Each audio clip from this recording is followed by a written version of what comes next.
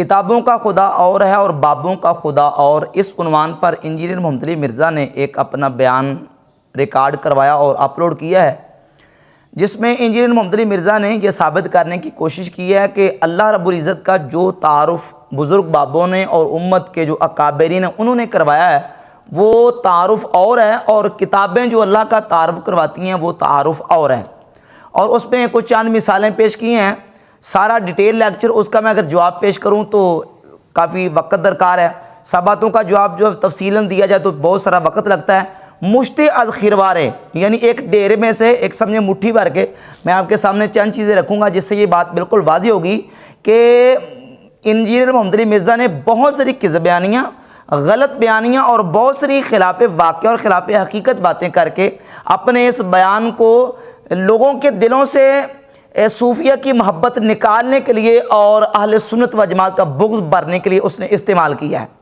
تمہیداً اس نے جو بات بنیادی طور پر بیان کی ہے وہ یہ ہے کہ مرزا کہتا ہے کہ جناب دیکھیں، نبی صلی اللہ علیہ وآلہ وسلم نے اپنی امت کے لیے بزرگ بابے نہیں چھوڑے، نبی علیہ الصلوۃ والسلام نے اپنی امت کو کتابوں کے حوالے کیا، بابوں کے حوالے نہیں کیا۔ بات سمجھ آ رہی ہے نا؟ کتابوں کے حوالے کیا، بابوں کے حوالے نہیں کیا۔ حالانکہ یہ بات بھی اس کی اگر حقیقت کو آپ دیکھتے ہیں تو یہ بات بھی بالکل حقیقت کے برعکس ہے۔ نبی علیہ الصلوۃ والسلام نے کن کتابوں کی امت کو حوالے کیا ہے؟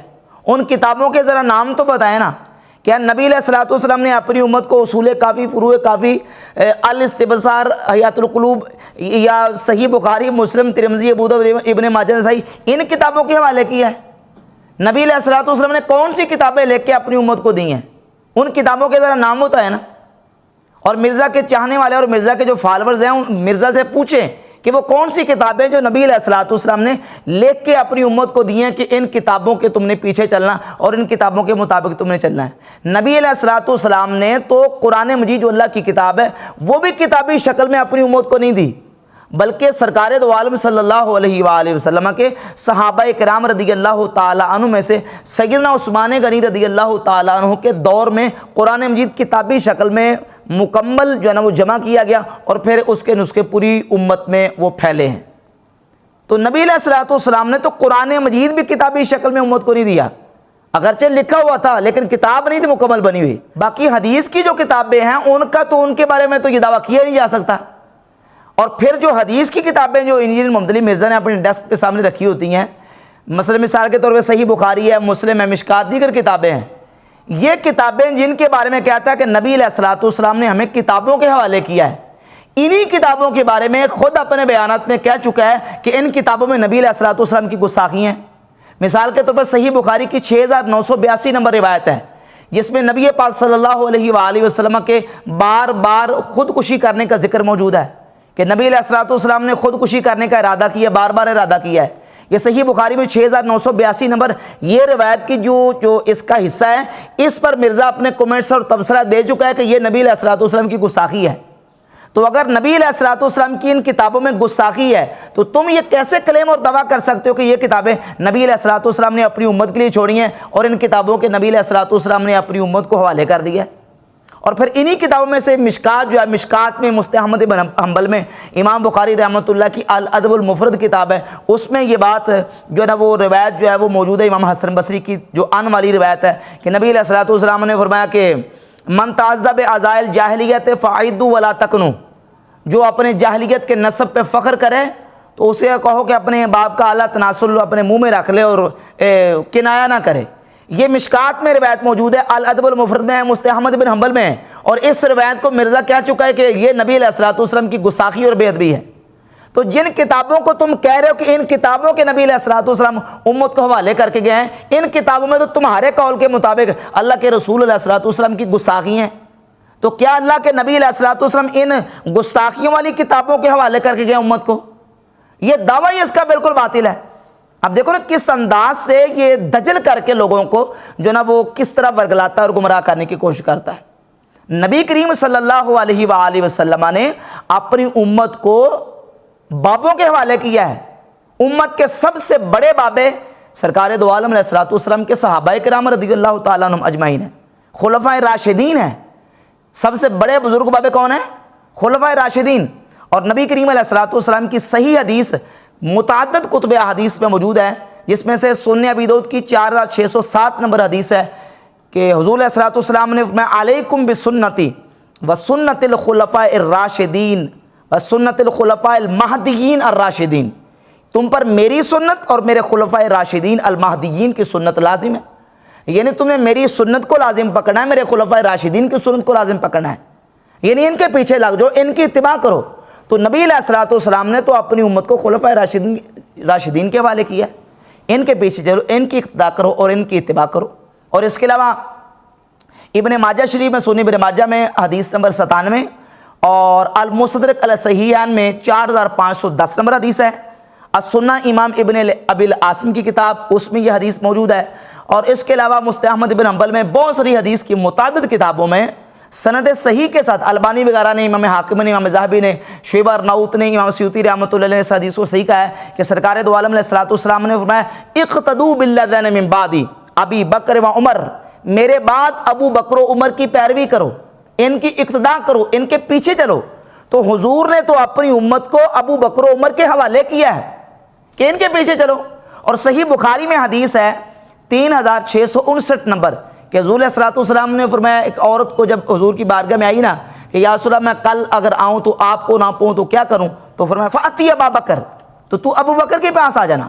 تو حضور نے تو امت کو حوالے کر دیا ہے خلفاء راشدین کے، صحابہ اکرام کے۔ تو امت کے سب سے بڑے جو بزرگ اور بابے ہیں وہ نبی کریم علیہ الصلوۃ والسلام کے صحابہ اکرام ہیں، پھر تابعین ہیں، پھر اتباع تابعین، ائمہ مجتہدین، امت کے فقہاء، محدثین، اولیاء، صلحاء، یہ امت کے بزرگ بابے ہیں۔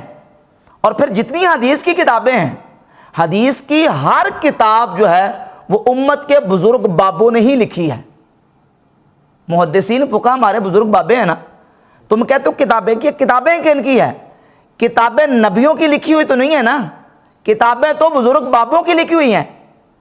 ہاں، نبی علیہ الصلوۃ والسلام نے جو قرآن مجید اور اپنی سنت صحابہ اکرام رضی اللہ تعالیٰ عنہم کو دی، صحابہ اکرام نے قرآن مجید کو بھی کتاب کی شکل میں جمع کیا، اور پھر نبی کریم علیہ الصلوۃ والسلام کے صحابہ اکرام نے حضور کی سنت کو مضبوط حفظ کر کے، یاد کر کے، ضبط کر کے اس کو تابعین تک، تابعین اتباع تابعین تک، اور پھر امت کے محدثین نے ان احادیث کو جمع کیا، ان سنتوں کو جمع کیا ہے۔ تو بابوں سے سنت منتقل ہوتی ہوتی کتابوں تک آئی ہے۔ اگر بابوں کو دین سے نکال دیا جائے تو ان کتابوں کی تو باقی اتھینٹسٹی باقی نہیں رہتی۔ یہ کہتا کتابوں کا خدا اور بابوں کا خدا اور ہے۔ اور نبی علیہ الصلوۃ والسلام نے جو ہے وہ اپنی امت کو کتابوں کے حوالے کیا، بابوں کے حوالے نہیں کیا۔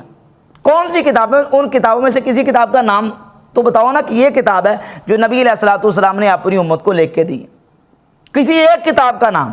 اور مرزا کے جتنے فالوور چاہنے والے ہیں، مرزا سے پوچھے کون سی کتاب ہے جس کے حوالے نبی علیہ الصلوۃ والسلام نے کتابوں کے اپنی امت کو کیا ہے، ایک کتاب کا نام بتائیں۔ اور جس کتاب کا نام بتائیں گے انشاءاللہ ہر کتاب کے بدلے 1,00,000 روپے انعام پیش کروں گا، اس کتاب کا نام بتائیں۔ یہ کتابیں جو تم ڈیسک پہ رکھ کے بیٹھے ہو، یہ کتابیں تو 250-300 سال بعد لکھی گئی ہیں۔ اور ان کتابوں میں جتنی احادیث لکھی ہیں، ہر حدیث میں جب محدث حدیث بیان کرتا ہے تو یہ لکھتا ہے کہ حدثنا فلان عن فلان عن فلان، سمعنا عن فلان عن فلان عن فلان، کہ ہم نے فلاں سے حدیث سنی، فلاں فلاں سے، فلاں فلاں سے، فلاں فلاں سے۔ تو ساری سن کے لکھی ہیں۔ یہ جو کہتا ہے یہ جو سنا کے چلتے ہیں، تو یہ سنا کے سننی ہے، تو جتنے محدثین ہیں وہ سنا کے سننی ہے۔ امام بخاری نے صحیح بخاری میں حدیث کو جمع کیا ہے، صحیح مسلم میں حدیث موجود ہے۔ امام بخاری مسلم نے جو احادیث جمع کی ہیں، انہوں نے یہ دعویٰ کیا ہے کہ ہم نے فلاں کتاب سے یہ لے کے اپنی کتاب میں لکھ لی، نہیں، بلکہ انہوں نے اپنی کتابوں میں جتنی احادیث لکھی ہیں، جمع کی ہیں، وہ کتابیں انہوں نے جو جمع کی ہیں وہ حدیثیں سن کے لکھی ہیں۔ بات سمجھ آ رہی نا؟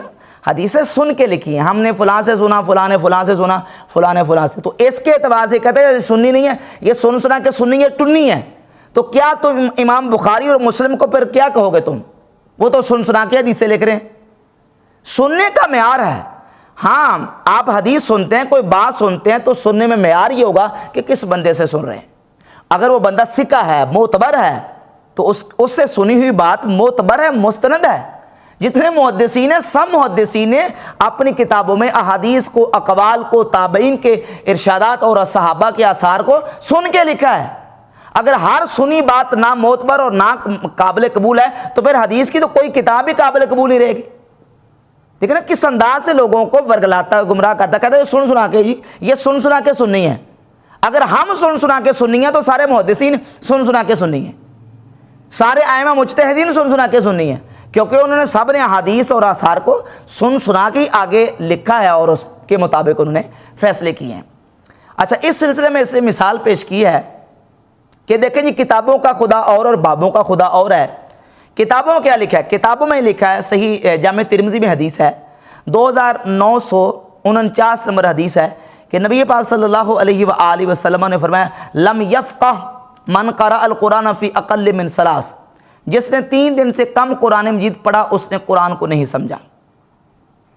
اب یہ کتاب جو ہے اللہ کا تعارف یہ کرواتی ہے کہ قرآن مجید 3 دن سے پہلے نہیں پڑھ سکتے, اور ان کے بزرگ بابوں نے اللہ کا تعارف کیا کروایا. حالانکہ یہ مثال بنتی نہیں ہے, اس مثال کا اللہ کے تعارف کے ساتھ کیا تعلق ہے, لیکن اس کا مشن یہ ہے کہ لوگوں کو کسی نہ کسی طریقے سے اکابرین امت سے, اسلاف امت سے بدظن کر کے ان کے دلوں میں ان کا بغض اور عداوت بھرنی ہے. تو اب مثال پیش کر کے یہ ثابت کر رہا ہے کہ دیکھیں جی انہوں نے ایک بنایا ہوا واقعہ کہ امام ابو حنیفہ رحمۃ اللہ علیہ وہ رمضان شریف میں 61 مرتبہ قرآن مجید پڑھتے تھے, ایک دن کو, ایک رات کو, اور ایک نماز تراویح میں پورا مہینہ پڑھتے تھے. تو اس اعتبار سے 60 وہ اور ایک یہ 61 بن گئے. تو اسی لیے تو میں کہتا ہوں کہ کتابوں کا خدا اور بابوں کا خدا اور ہے. کتاب یہ کہتی ہے کہ 3 دن سے پہلے قرآن نہیں پڑھ سکتے, اور امام ابو حنیفہ کے بارے میں یہ کلیم کرتے ہیں کہ انہوں نے 61 مرتبہ قرآن مجید رمضان شریف میں پڑھا ہے. اس حدیث کا صحیح مفہوم کیا ہے وہ میں انشاءاللہ آخر میں بعد میں پیش کروں گا, لیکن پہلے یہ میں آپ کے سامنے کچھ حوالہ جات رکھنا ضروری سمجھتا ہوں کہ عمومی طور پہ یہ جب بات کرتا ہے نا تو حوالہ کبھی دے گا فضائل سنت کا, کبھی دے گا فضائل اعمال کا, کبھی تذکرۃ الاولیاء کا. ظاہر ہے یہ حدیث کی کتابیں تو نہیں ہے نا, البتہ یہ ہے کہ ان کتابوں میں جو باتیں لکھی ہیں اگر ان کا ثبوت موجود ہے اور وہی باتیں احادیث کی کتابوں میں صحابہ اکرام سے, تابعین سے بھی ثابت ہیں, تو پھر یہ حوالہ دیکھ کے فضائل سنت کا یا فضائل اعمال کا صرف یہ لوگوں کو ورگلانا چاہتا ہے کہ بس یہ بات یہاں تک محدود ہے اور انہی کتابوں میں من گڑت بات ہے, اس کا حقیقت سے کوئی تعلق نہیں ہے. حالانکہ وہی بات حدیث کی کتابوں میں بھی موجود ہوتی ہے. تو بڑا مختصر سا تتبع تفحص ناقص کے مطابق میں نے جب تلاش کیا بحمد تعالیٰ تو نبی کریم صلی اللہ علیہ وآلہ وسلم کے 4 جلیل القدر صحابہ سے اور درجن سے زائد تابعین اور پھر ائمہ محدثین سے یہ بات ثابت ہے کہ وہ بڑے بڑے جلیل القدر ائمہ محدثین, تابعین اور صحابہ اکرام ایک رات میں قرآن مجید مکمل کرتے تھے, بلکہ ایک رکعت میں پورا قرآن مجید پڑھتے تھے. سیدنا حضرت عثمان غنی رضی اللہ تعالیٰ عنہ سے سند حسن کے ساتھ مصنف ابن ابی شیبہ, اسی طرح شرح معانی الاثار میں امام طحاوی یہ حدیث لے کے آئے, مصنف ابن ابی شیبہ کی 3710 نمبر حدیث ہے, اور شرح معانی الاثار میں سند حسن کے ساتھ موجود ہے کہ سیدنا عثمان غنی رضی اللہ تعالیٰ عنہ ایک رکعت میں رات کے وقت قرآن مجید مکمل کرتے تھے. اسی طرح حضرت سیدنا تمیم داری رضی اللہ تعالیٰ عنہ بڑے جلیل القدر صحابی ہیں, شرح معانی الاثار کی حدیث نمبر 1912 ہے, اور مصنف ابن ابی شیبہ حدیث نمبر 3711 ہے. یہ صحابی بھی ایک رات میں مکمل قرآن پاک پڑھتے تھے. شرح معانی الاثار میں حدیث نمبر 1914 حضرت عبداللہ ابن زبیر رضی اللہ تعالیٰ عنہ جلیل القدر صحابی ہیں حضور علیہ الصلوۃ والسلام کے, یہ بھی ایک رات میں مکمل قرآن مجید پڑھتے تھے. اسی طریقے سے حضرت عبداللہ ابن عباس رضی اللہ تعالیٰ عنہ کے شاگرد ہیں ابو حمزہ نصر بن عمران تابعی, انہوں نے سیدنا عبداللہ ابن عباس سے پوچھا کہ میں قرآن مجید ایک رات میں پڑھتا ہوں, بار مرتبہ پڑھتا ہوں, تو انہوں نے کہا کہ ٹھیک ہے تلفظ کے ساتھ پڑھو اور اس انداز سے پڑھو کہ تمہارے کان خود اس کی تلاوت اور قراءت سن سکیں, تو ٹھیک ہے پڑھ لیا کرو. یہ السنن الکبریٰ بہقی للنسائی, یہ امام بہقی کی جو کتاب ہے, جلد نمبر 2 صفحہ نمبر 396 پہ سند حسن کے ساتھ موجود ہے. 4 صحابہ کرام سے, ان کے تقریراً اور ان کے اپنے اعمال سے, اور جلیل القدر تابعین میں سے سیدنا سعید ابن جبیر رضی اللہ تعالیٰ عنہ. شرح معانی الاثار میں اور مصنف عبدالرزاق میں 2850 نمبر روایت ہے کہ سیدنا سعید ابن جبیر ایک رات میں مکمل قرآن پاک پڑھتے تھے. مجاہد تابعی کتاب الاثار صفحہ کتاب الاذکار امام نووی کی صفحہ 116 پہ موجود ہے کہ وہ مکمل قرآن پاک مغرب کی نماز کے وقت بیٹھتے تھے، عشاء کی نماز پڑھنے سے پہلے پہلے مکمل قرآن پاک پڑھ لیتے تھے۔ حضرت قتادہ بن دعامہ تابعی مکمل قرآن پاک رات کو پڑھتے، حلیۃ الاولیاء جلد نمبر 2 صفحہ نمبر 385۔ علقمہ تابعی کتاب الثقات ابن حبان جلد 5 صفحہ 205 پہ۔ علی تابعی ہیں مصنف ابن ابی شیبہ میں، ان سے بھی ہے کہ وہ ایک رات میں قرآن پاک پڑھتے۔ اسود بن یزید نخعی یہ بھی رات میں قرآن پاک پڑھتے۔ امام اعظم ابو حنیفہ رحمۃ اللہ رمضان شریف میں 61 مرتبہ قرآن پاک پڑھتے، تاریخ بغداد جلد نمبر 3 صفحہ 354 پہ۔ اور اسی طرح ثابت بن اسلم بنانی سیدنا انس بن مالک رضی اللہ عنہ کے شاگرد ہیں، ایک رات میں مکمل قرآن پاک پڑھتے۔ امام مروزی کی کتاب ہے قیام اللیل صفحہ 64 پہ موجود ہے۔ اسی طرح سعد بن ابراہیم تابعی سے الطبقات الکبریٰ اور سیر اعلام النبلاء جلد نمبر 6 صفحہ نمبر 140 پہ موجود ہے، وہ ایک رات میں مکمل قرآن پاک پڑھتے۔ ابو ہارون محمد بن خزار الرازی تابعی الجرح والتعدیل جلد 7 صفحہ 245 پہ موجود ہے، وہ ایک رات میں قرآن پاک پڑھتے تھے۔ عبد الرحمن بن مہدی بہت بڑے جلیل القدر امام محدث ہیں، وہ 2 راتوں میں قرآن پاک پڑھتے۔ امام بخاری کے استاد ہیں علی بن مدینی، وہ ایک رات میں قرآن پاک پڑھتے۔ شعب الایمان جلد 2 صفحہ 399۔ اسی طرح امام شافعی رحمۃ اللہ سے سند حسن کے ساتھ حلیۃ الاولیاء کی جلد نمبر 9 صفحہ نمبر 143 پہ موجود ہے کہ امام شافعی رحمۃ اللہ بھی رمضان شریف میں پورے رمضان میں 60 مرتبہ قرآن پاک پڑھتے تھے، سند حسن کے ساتھ موجود۔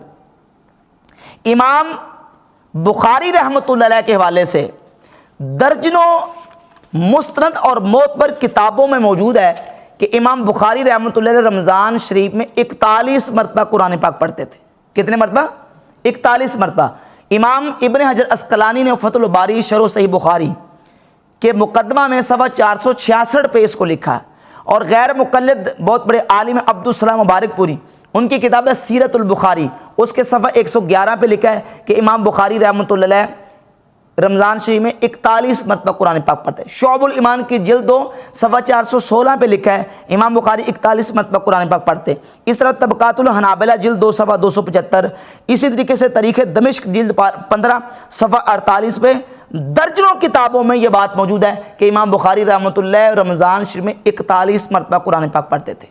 اب مرزا یہ جو کہتا ہے صرف امام ابو حنیفہ کا نام لے کے، فضائل اعمال کا حوالہ دے کے، کبھی تذکرۃ الاولیاء کبھی میزان سنت کا حوالہ دے کے کہ کتابوں کا خدا اور ہے اور بابوں کا خدا اور ہے، تو آپ پھر یہ کیا یہ کہے گا کہ صحابہ کا خدا اور کتابوں کا خدا اور ہے؟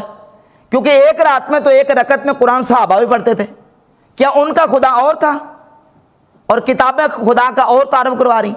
تابعین کا خدا اور کتابوں کا خدا اور ہے، امام بخاری کا، امام شافعی کا، امام ابو حنیفہ کا خدا اور کتابوں کا خدا اور ہے، سیدنا عثمان غنی تمیم داری عبداللہ بن زبیر رضی اللہ عنہ ان کا خدا اور کتابوں کا خدا اور ہے۔ اور پھر بڑی دلچسپ اور مزے کی بات یہ ہے، یہ جو حدیث ہے نا، اس کے مرکزی جو راوی ہیں نا، جتنی اس کے طرق اور اسناد موجود ہیں جمع کر کے دیکھ لیں، اس کے مرکزی راوی ہیں امام قتادہ بن دعامہ تابعی، اور ان سے حلیۃ الاولیاء میں امام ابو نعیم اصفہانی نے یہ اپنی سند سے جلد نمبر 2 صفحہ 385 پہ رقم 2655 پہ لکھا ہے کہ امام قتادہ بن دعامہ تابعی اس حدیث کے مرکزی راوی وہ قرآن پاک کو رات میں مکمل کرتے تھے، ایک رات میں مکمل کرتے تھے۔ تو اب یہ جو حدیث ہے، جن بابوں کے ذریعے یہ حدیث جامع ترمذی میں آئی ہے، اس بابے کا عمل کیا ہے؟ وہ بابا عمل یہ کر رہا ہے کہ وہ ایک رات میں قرآن پاک مکمل پڑھ رہا ہے، تو اس کا مطلب ہے کہ قتادہ بن دعامہ تابعی کا خدا اور ہے، اور جامع ترمذی میں جو حدیث وہ لے کے آ رہے ہیں وہ خدا اور ہے، نعوذ باللہ تعالی۔ تو اگر خدا ہی ان کا اور ہے اور وہ خدا کا تعارف ہی اور کروا رہے ہیں، تو پھر ان کی حدیث کیسے معتبر ہوگی؟ ان کی تو حدیث ہی ریجیکٹیبل، قابل قبول ہوگی جب وہ خدا کو نعوذ باللہ کوئی اور خدا مان رہے ہیں اور خدا کا تعارف ہی کوئی کچھ اور مان رہے ہیں۔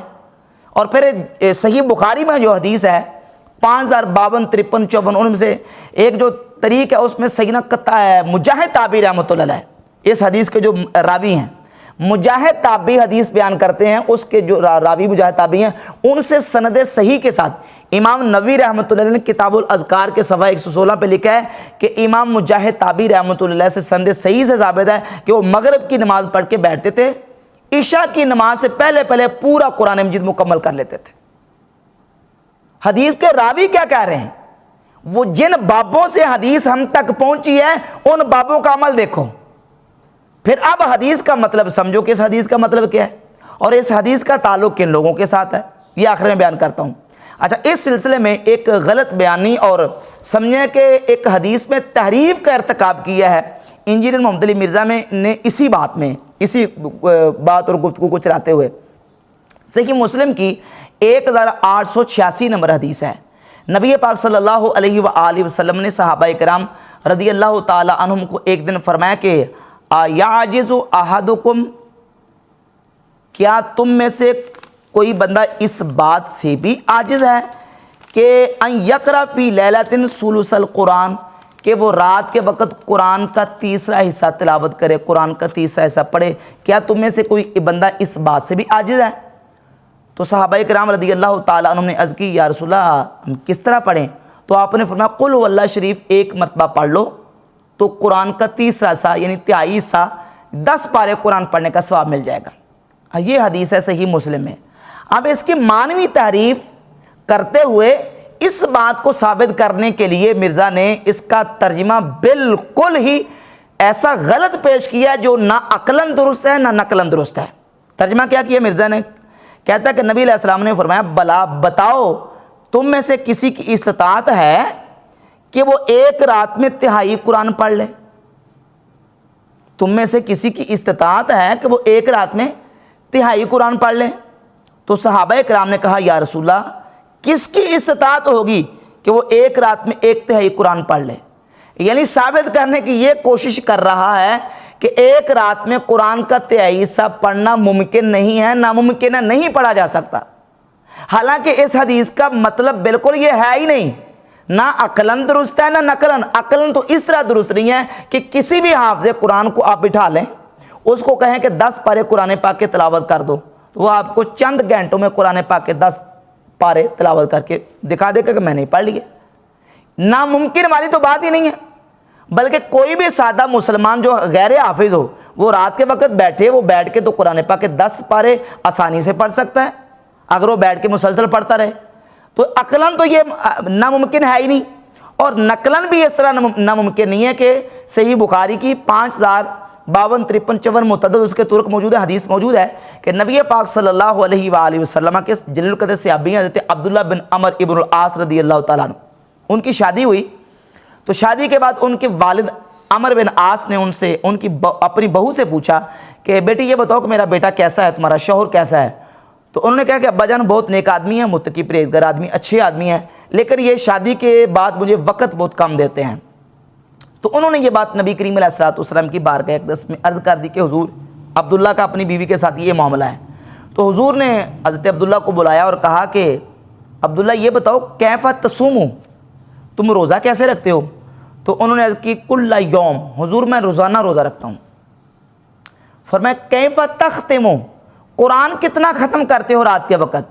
تو انہوں نے عرض کی کل لیلۃ، حضور ہر رات کو قرآن مکمل کرتا ہوں، ہر رات کو قرآن مکمل کرتا ہوں۔ تو سیدنا عبداللہ ابن عمر ابن عاص رضی اللہ تعالیٰ عنہ کا یہ بات بتانا، اس بات کا نقلاً بھی ثبوت ملتا ہے کہ قرآن مجید کو ایک رات میں مکمل کرنا صحابہ سے ثابت ہے، صحیح بخاری سے ثابت ہے۔ ہاں پھر حضور علیہ الصلوۃ والسلام نے ان کی کنڈیشن اور ان کے حالات اور کیفیت کے مطابق ان کو کہا کہ نہیں تم نے 40 دن میں قرآن پہ پڑھنا ہے۔ عرض کہ حضور میں اس سے زیادہ استطاعت رکھتا ہوں۔ فرمایا مہینے میں، حضور میں اس سے زیادہ استطاعت رکھتا ہوں۔ فرمایا پھر تم 15 دن میں، زیادہ استطاعت رکھتا ہوں۔ فرمایا پھر 7 دن میں، پھر کرتے کرتے حتیٰ کہ ایک حدیث میں کہ 7 دن تک کہا، اور دوسری میں ایک ان کو کہا کہ نہیں تم 3 دن کی تمہیں اجازت ہے، 3 دن تک تم قرآن پاک مکمل کر لیا کرو۔ تو اس سے بات ثابت ہوگی کہ عقلاً نقلاً دونوں طرح بالکل واضح ہے کہ قرآن مجید کو رات کے وقت مکمل پڑھا جا سکتا ہے، یہ ناممکن بات نہیں ہے۔ اور پھر یہ جو حدیث کا معنوی اس نے جو تحریف کا ارتکاب کیا ہے، یہ بالکل حدیث کا کوئی مطلب مفہوم یہ نہیں ہے، اس نے ناممکن ثابت کرنے کی کوشش کی ہے۔ بلکہ اس سلسلے میں ایک اور حدیث میں شعب الایمان کی جلد نمبر 2 صفحہ 402 سے پیش کر دیتا ہوں کہ نبی پاک صلی اللہ علیہ وآلہ وسلم نے صحابہ کرام علیہ مردوان جو تاجر صحابہ تھے ان کو فرمایا کہ یا معاشر التجار یعجز احدکم اذا رجع من سوقہ ان یقرأ 10 آیات، اے تاجروں کے گروہ کیا تم اس بات سے بھی عاجز ہو کہ تم جب بازار سے واپس آؤ تو 10 آیات قرآن پاک کی تلاوت کرو، پڑھ لو؟ یعنی حضور نے ترغیب دی کہ جب تم بازار سے آؤ تو 10 آیتیں قرآن کی تلاوت کر لیا کرو۔ یہ نہیں ہے کہ یہ ہو ہی نہیں سکتا کہ 10 آیتیں کس طرح تلاوت، یہ کوئی ناممکن والی بات ہے۔ جس طرح یہ ناممکن نہیں ہے اس طرح 10 پارے قرآن پاک پڑھنے یہ ناممکن نہیں ہے، مطلب غلط بیان کرتا ہے۔ اور یہ ساری احادیث اور دلائل اس بات کا بین ثبوت ہے کہ قرآن مجید کو صحابہ کرام رضی اللہ تعالیٰ عنہ ایک ایک رات میں پڑھتے تھے۔ اب وہ جو حدیث ہے کہ جس نے 3 رات سے پہلے قرآن پاک کو پڑھا اس نے قرآن کو نہیں سمجھا، اس کا مطلب کیا ہے، اس کا مفہوم کیا ہے؟ اب پہلے دیکھیں کہ جو بھی بات ہم لیتے ہیں قرآن پاک کا مفہوم وہ لیں گے جو احادیث میں ہے، اور احادیث کا وہ مفہوم بیان کیا جائے گا جو امت کے اسلاف نے، بزرگ بابوں نے بیان کیا، محدثین نے، جس کو فہم محدثین یا فہم اسلاف کہا جاتا ہے، اس کو قبول کیا جائے گا۔ محدثین نے جب اس حدیث کی شرح اور وضاحت کی ہے تو امام ابن حجر عسقلانی رحمۃ اللہ علیہ فتح الباری شرح صحیح البخاری جلد نمبر 9 صفحہ 97 پہ اور 199 پہ لکھتے ہیں والذی یظہر ان ذالک یختلف باختلاف الاحوال والاشخاص، کہ ظاہر یہ جو ہوا ہے وہ یہ ہے کہ یہ احوال اور اشخاص کے اختلاف کے ساتھ ہے۔ احوال اور اشخاص کے یعنی جو شخص ہے اس کی کیفیت کیسی، اس کی حالت کیسی ہے، اس کی حالت، اس کی کیفیت اور اس بندے کے مطابق حکم ہے، نہ یہ کہ یہ ہر ایک بندے کے لیے ہے، ہر بندے کے لیے حکم نہیں ہے۔ بلکہ امام نووی رحمۃ اللہ علیہ نے تو کتاب الاذکار کے صفحہ 116 پہ لکھا ہے، کہتے ہیں اما الذین ختموا القرآن فی رکعۃ، بہرحال وہ لوگ جنہوں نے ایک رکعت میں قرآن پاک پڑھا ہے، فلا یحصون لکثرتہم، کہتے ہیں وہ اتنے زیادہ لوگ ہیں کہ ان کی کثرت کی وجہ سے ان کا شمار نہیں ہو سکتا۔ فمنہم عثمان بن عفان و تمیم الداری و سعید بن جبیر، ان میں سے عثمان غنی، حضرت تمیم داری اور حضرت سعید بن جبیر رضی اللہ تعالیٰ عنہ ہیں جنہوں نے قرآن مجید کو ایک ایک رات میں ایک ایک رکعت میں پڑھا ہے۔ امام ملا علی قاری مرقات شرح مشکات کی جلد 5 صفحہ 81 پہ لکھتے ہیں کہ اس حدیث کا جو مطلب وہ فرماتے اما الثواب علی قراءتہ فهو حاصل لمن فہم ولمن لم یفہم بالکلیۃ للتعبد بلفظہ، ایک ہے قرآن مجید کی قراءت اور تلاوت اور ایک ہے قرآن مجید کو سمجھنا، اس میں کوئی شک و شبہ نہیں ہے کہ جو قرآن کو پڑھ کے سمجھتا ہے اس کی فہم بھی حاصل کرتا ہے، وہ درجے مرتبے کمال میں اوپر ہے۔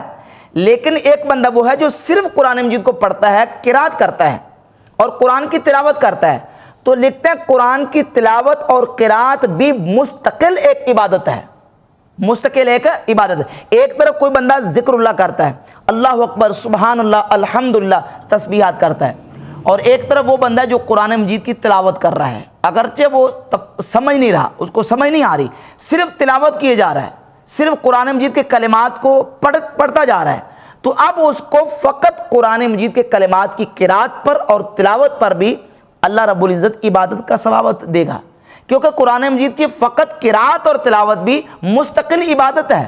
لہذا ہمارے اسلاف جو صحابہ کرام، تابعین، تبع تابعین نے جو ایک ایک رات میں بار بار مرتبہ قرآن پاک پڑھا ہے وہ بطور ذکر کے پڑھا ہے، بطور تلاوت اور قرات کا ثواب حاصل کرنے کے لیے پڑھا ہے۔ اب یہ جو ہے صورت وہ اس میں شامل نہیں ہے۔ اچھا، پھر ایک اور بات بھی یہاں سمجھیں کہ ہزاروں لاکھوں مسلمان ہیں جو رمضان شریف میں 2 4 5 10 پارے ایک ایک دن میں پڑھتے ہیں۔ اچھا، ایک سمپل آدمی سادہ جو ہے کیا وہ 10 پارے روزانہ پڑھے تو قرآن پاک 10 پارے پڑھ کے سمجھ سکتا ہے؟ 10 کیا وہ 5 بھی نہیں سمجھ سکتا؟ 5 کیا وہ 1 پارہ بھی پڑھ کے نہیں سمجھ سکتا؟ تو کیا اس کو 1 پارہ بھی نہیں پڑھنا چاہیے؟ وہ اللہ کے بندو، ایک ہے پڑھ کے سمجھنا اور ایک ہے اس کو بطور قرات اور بطور تلاوت کے ذکر کے ثواب کے لیے پڑھنا۔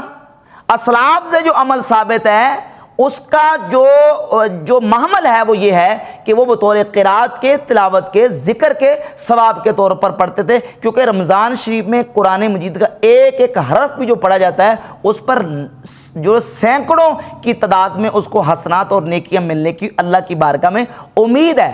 اس لیے رمضان شریف کے مبارک 7 لمحات میں وہ اس کو غنیمت جانتے ہوئے ایک طرف ذکر ہے اور ایک طرف قرآن کی تلاوت ہے، وہ کثرت تلاوت قرآن پاک کرتے تھے تاکہ ثواب زیادہ سے زیادہ حاصل کیا جا سکے۔ اور امام مولا علی قاری رحمۃ اللہ علیہ نے بھی اور غیر مقلدین کے بہت بڑے چوٹی کے عالم ہیں، تحفۃ الاحوذی جلد نمبر 8 صفحہ 221 پہ لکھتے ہیں والمراد نفی الفہم لا نفی الثواب، کہ جو حدیث ہے کہ جس نے 3 دن سے پہلے قرآن پاک پڑھا اس نے نہیں سمجھا، تو اس میں فہم کی نفی ہے، ثواب کی نفی نہیں ہے۔ یہ نہیں ہے کہ جس نے 3 دن سے پہلے قرآن پاک پڑھا اس کو ثواب ہی نہیں ملے گا، ثواب ملے گا، اس کو عبادت کا مرتبہ درجہ ملے گا، لیکن 3 دن سے پڑھا پہلے تو اس کو سمجھ نہیں آئے گا۔ تو یہ تو کئی ایسے بندے ہیں کہ مہینے میں بھی پڑھ لے تو اس کو سمجھ نہیں آئے گا۔ تو یہ اشخاص اور ان کے احوال کے مطابق حکم ہے، یہ جو نا وہ ہر بندے کے لیے حکم نہیں ہے۔